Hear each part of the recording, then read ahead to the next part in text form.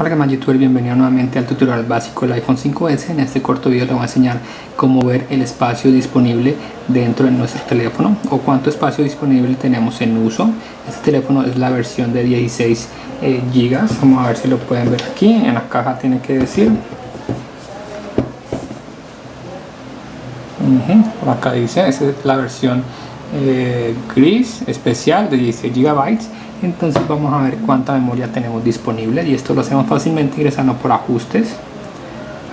Ingresamos por ajustes, luego vamos a la opción que dice general, luego vamos a la opción de uso, y aquí podemos ver en la segunda opción donde dice almacenamiento cuánto tenemos en uso. Tenemos 1 GB en uso y disponible 11 GB, es decir, este teléfono de 16 GB básicamente me da un espacio disponible de 1 GB.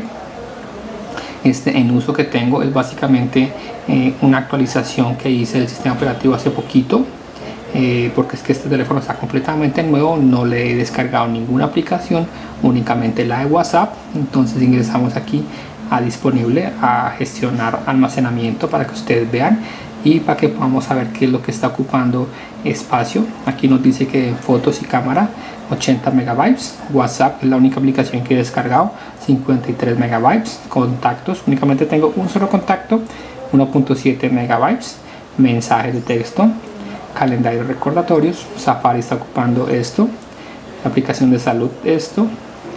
Básicamente tengo el teléfono con todo su almacenamiento disponibles. Eso fue todo por este video. Muchas gracias por ver mis videos y no olviden suscribirse a mi canal. De esta forma podemos saber qué es lo que está ocupando más espacio en nuestro teléfono y de esa manera borrar lo necesario si queremos recuperar un poco de espacio.